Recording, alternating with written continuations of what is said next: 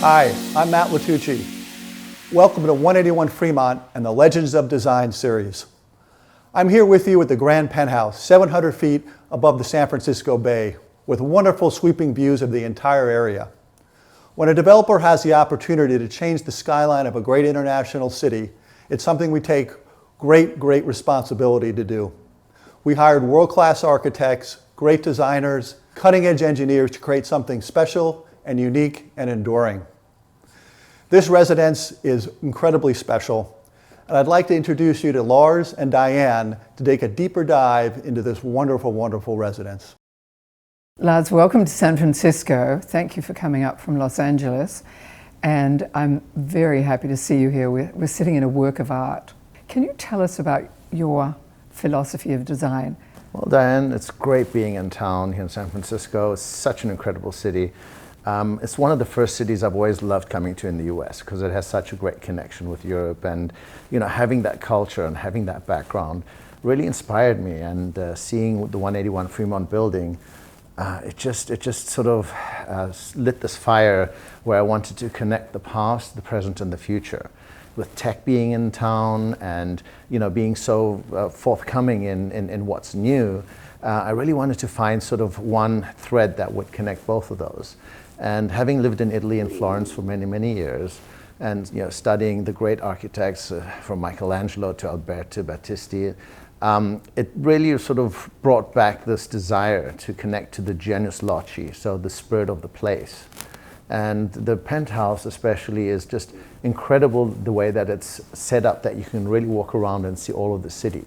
So the design concept really started from opening up the city into the apartment, so connecting the outdoors and the indoors, and just having this incredible breadth, and almost as if you're in a single family home and in a beautiful villa up in the hill somewhere.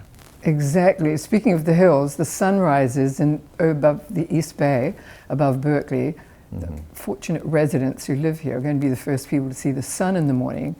And amazingly, because we have a 360 degrees view, you also see the sun setting over the Golden Gate Bridge from here, a unique point of view. Well, the perception of any interior space is really an emotional perception, and this changes during the day. So looking at the lighting, the way that the light actually bounces off materials, and how it changes during the day really sort of made us think, well, what colors would we like to use? How would we like to soften the interior so that you could really sort of pick up the beautiful views that you have, and at the same time have sort of timeless materials.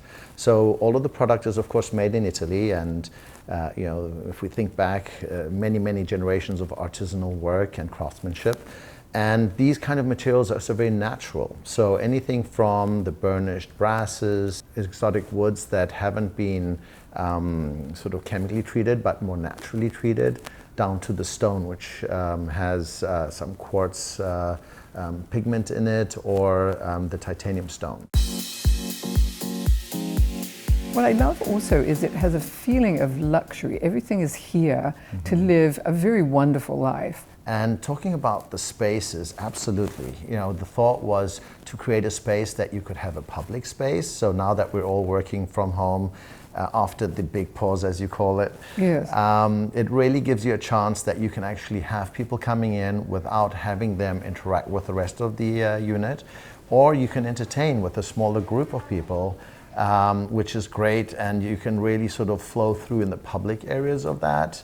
And then, of course, if you're by yourself, the whole apartment opens up, and you can really sort of have that depth perception.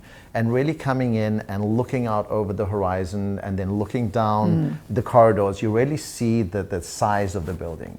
I think J. Paul, as a developer, has done an incredible job, not only because of the architecture of the building and the technicality of it, the way the building is structured, which is just groundbreaking, but really looking at all of the details, really looking at the fine layers of everything. And that's really what you feel when you come in. You really get a sense of that connection. I love also that your point about the private life and the public life in many different ways.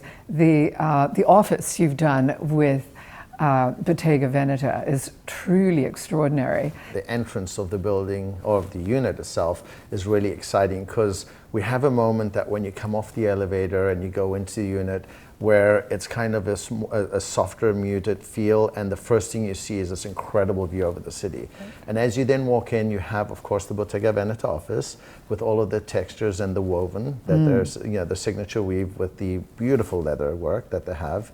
And we have a Remedicio door around that. And what's nice about that is that this door is transparent, so you can close them and have that privacy, both for sound and for view, because it reflects what the surroundings. And with it being open, it kind of seamlessly disappears in the background.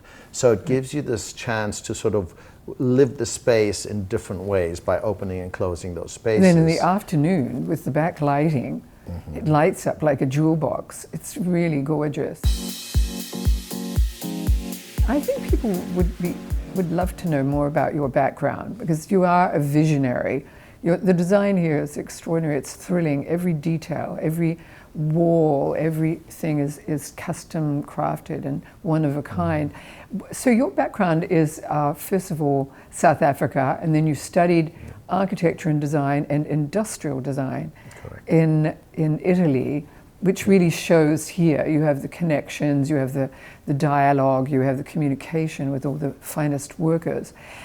But tell us about how you got started and how really you shot to fame in Los Angeles by working very privately, but with stars like Beyonce and Jay-Z. Yeah, well, you know, in LA we have various showrooms, Beverly being one and Minotti being one.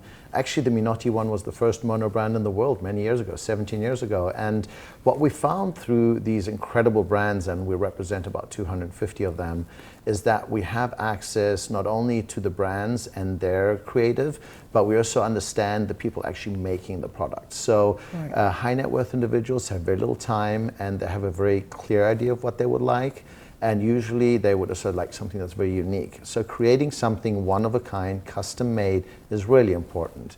Being able to understand how to execute that and also install it is as important as just designing that, because one can have a great idea, but if it's not manufactured and installed perfectly, it doesn't show the same way.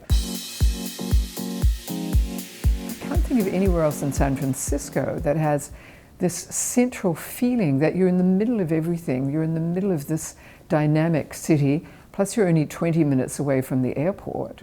That's quite significant if you're traveling a lot.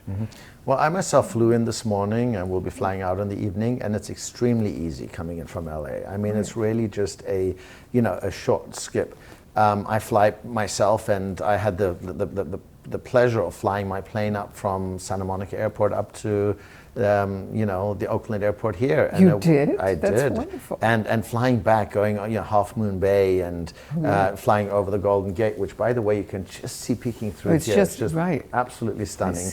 It really gives you an understanding that San Francisco is not only the tech hub and kind of for people living in San Francisco, but really from people coming from around the world.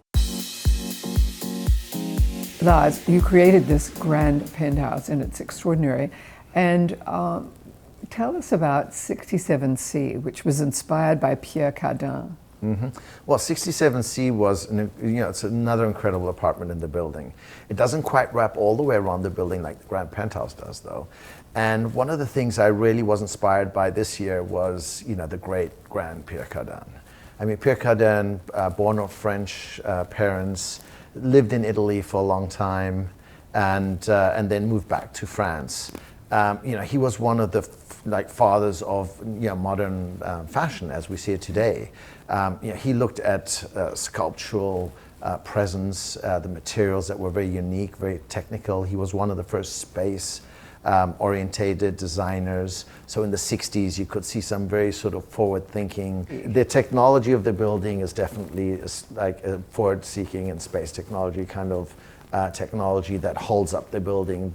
The actual structural core is just impeccable. If you take time to really understand how the building moves with the wind and with the surrounding, it's really incredible. And at the same time, you know, we'd always like to bring that technology and then the past and the beauty and bring that together. And one of the things that I definitely notice of being such a tall building is that there's absolutely no movement. And you know, normally one would go to the top of a tall building and you might in some days feel a kind of a light sway. This is as solid as it comes. I mean, I feel so safe up here. Looking over, you know, the beautiful city, I never feel kind of any you know, feeling of like scared of height or anything like that. You really feel super, super well taken care of and safe. The technology they're building is great. All of the windows have UV protection, so even though that you're exposed and so high you never have too much glare, and it actually protects all your artwork in the unit too. Right. And in the same way, you know, the air filtration is really fantastic because they have great HEPA filters. And in today's world, it's always good to know that, you know, the air we have or the water that we use is always, you know, well maintained and perfectly taken care of. And I think that's where J. Paul excels. You know, J. Paul is a company that doesn't cut corners. It's a company that pushes the envelope and really brings, you know, the best of the world together, and you know, so that it makes it very easy for someone that would like to step into a unit like this to have that the following day and have that instant gratification. Lars, this extraordinary work of art, the Grand Penthouse, the highest building, residence west of the Mississippi, superbly designed by you, ready to move in. Who do you envisage moving in here? Well, definitely a world travel individual that has experienced life to the fullest, that really understands the detailing that you have here, that when they walk in, they'll look around and they'll say, this is home. This is where I feel at home. I'm understood. It's unique. It's perfect. And it's custom made just for me. Lars, I've enjoyed speaking to you tremendously, and I've loved especially seeing this through your eyes and walking with you, seeing how you created it, your ideas, your design philosophy, and then hearing some of your design secrets, how you have exclusive artisans, exclusive fabric houses, exclusive and highly custom people working on every detail here, whether it's the plaster walls, whether it's the Marie Antoinette floor, and the materials, and also, of course, your concerns about ecology with the materials. That's very comforting to know. What a great pleasure it is to see you, and thank you for flying up here from Los Angeles, the pilot of your own plane, the pilot of your own destiny. Thank you. Well, thank you, Diane. You know, you're such an icon. I really appreciate spending time with you. You know, after 24 books and such an incredible career, you truly are a legend of design. Thank you for your time, too. Thank you. Thank you. Thank you.